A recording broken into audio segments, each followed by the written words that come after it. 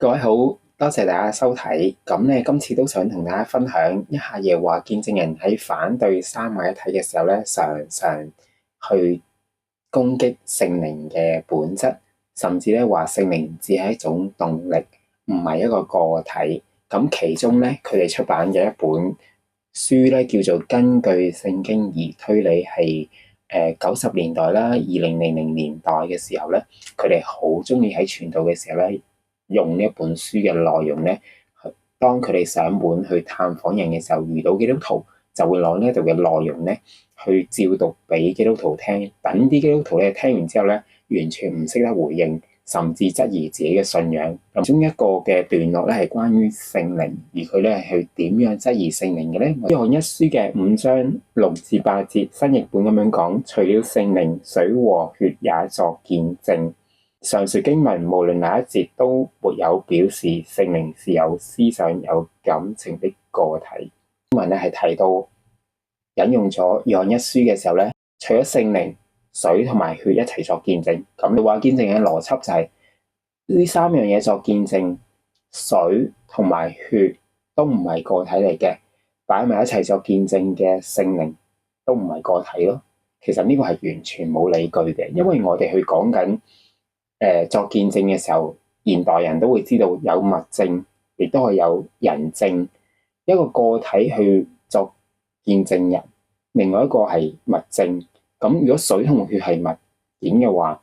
咁聖靈可以係個體都冇問題嘅喎。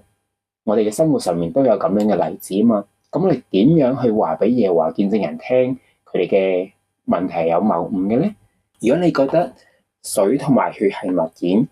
聖靈同呢兩個物件相提並論，就質疑聖靈唔係個體嘅話，不如你又睇下聖經啊。喺聖經嘅創世記第31章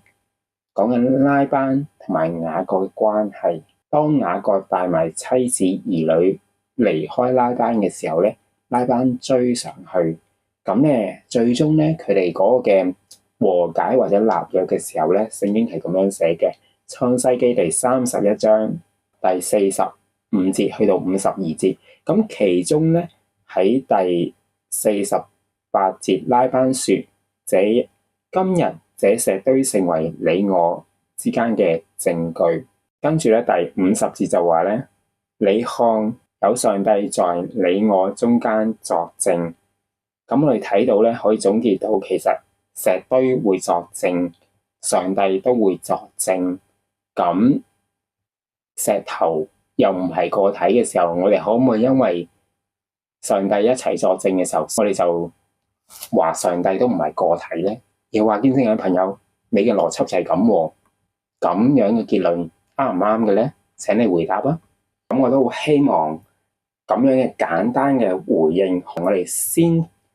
聆聽又話見證人點講，複述佢哋嘅邏輯，確認佢哋點講，然之後我哋用佢哋嘅邏輯